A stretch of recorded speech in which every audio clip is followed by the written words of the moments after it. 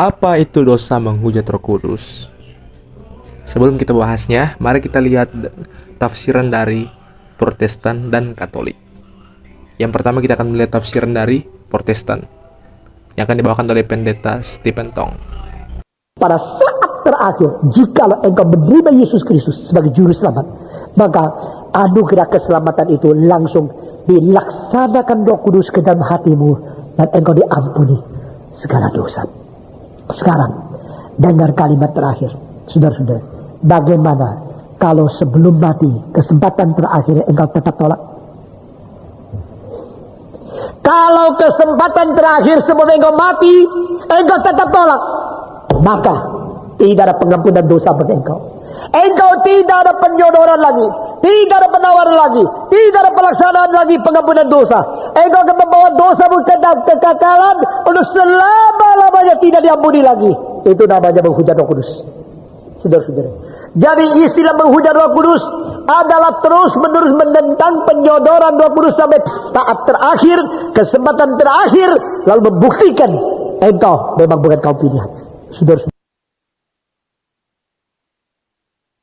Romo di Alkitab menjelaskan ada dosa yang tidak bisa diampuni oleh Allah kalau menghujat Roh Kudus. Apakah menghujat Roh Kudus itu? Ya, jadi dikatakan oleh Tuhan Yesus, semua dosa bisa diampuni kecuali dosa menghujat Roh Kudus. Dosa menghujat Roh Kudus ini apa?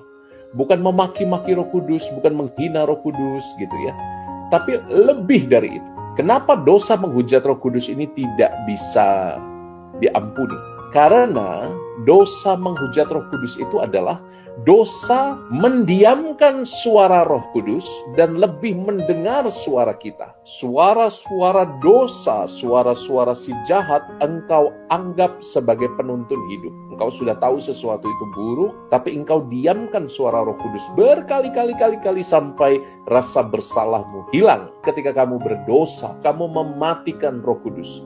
Kamu mengganti suara Roh Kudus dengan suara kedaginganmu, suara nafsu-nafsu duniamu. Sehingga kamu tidak lagi punya kapasitas untuk merasa bersalah. Nah, kalau sudah sampai situ, sudah di level itu, bagaimana Roh Kudus mau menyelamatkan kamu? Kamu sendiri menolak. Jadi lebih tepatnya, orang tidak bisa diselamatkan karena mereka tidak mau diselamatkan.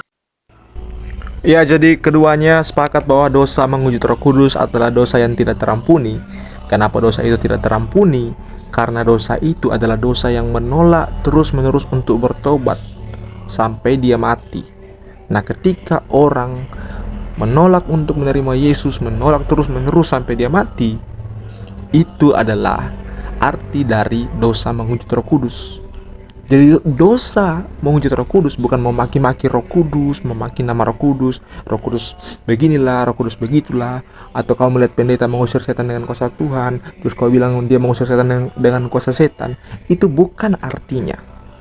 Jadi kita tidak boleh menafsirkan Alkitab dengan satu ayat saja, tapi kita harus melihat keseluruhannya, karena ada juga ayat yang berkata di 1 Yohanes 1 ayat 9 berkata, jika kita mengaku dosa kita, maka Dia akan setia dan adil, dan Dia akan menyucikan kita dari segala dosa-dosa kita. Jadi, jika Anda pernah mengata-ngatai Roh Kudus, nama Roh Kudus, mengata-ngatai pendeta mengusir setan dengan kuasa setan, tapi kalau hati Anda ingin datang kepada Tuhan bertobat, ya Roh Kudus masih bekerja di hati Anda, karena memang bukan itu maksud dari ayatnya. Jangan kita ambil secuil ayat terus kita tafsirkan seperti itu. Dan kita juga harus belajar dari pendahulu-pendahulu kita yang telah menafsirkan firman ini sesuai dengan konteks dan tidak menabrak ayat lain. Jadi, pada intinya adalah dosa menghujat Roh Kudus bukan dosa perkata-kataan menghujat, memaki-maki Roh Kudus, mengatakan Roh Kudus ini, Roh Kudus itu, tidak seperti itu. Tetapi dosa menghujat Roh Kudus adalah dosa menolak untuk bertobat sampai detik terakhir. Dia tetap menolak untuk menerima Kristus, sehingga dia mati dalam dosanya. Seperti ayat ini.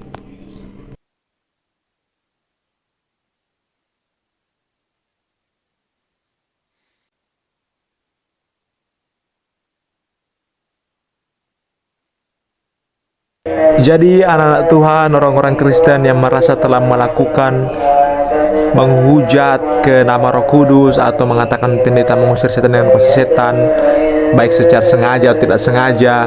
Tapi ketika di hatimu ada keinginan untuk bertobat, pintu pengampunan selalu ada tersedia bagimu. Karena kamu selama ini salah paham tentang ayat dosa atau dosa menghujat Roh Kudus. Ya.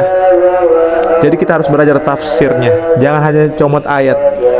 Kalau benar kita tidak bisa diampuni lagi, berarti ada satu dosa yang tidak ditanggung di kayu salib. Tidak ada seperti itu cerita bohong, teman-teman. Itu tafsir yang salah. Jadi percayalah pada tafsir ini, karena ini tidak menabrak ayat lain. Oke? Tetap tenang, percaya sekarang dalam nama Yesus. Segala kekhawatiranmu tentang dirimu yang kamu mungkin merasa bahwa kamu tidak bisa mengontrol kata-kata di hatimu, pikiranmu, malam ini sudah lepas, teman-teman. Oke? Sekian, Tuhan Yesus memberkati kalian semua. Mari ikut Tuhan dengan sungguh-sungguh, percaya Yesus. Kamu akan diselamatkan. Dalam nama Yesus, amin.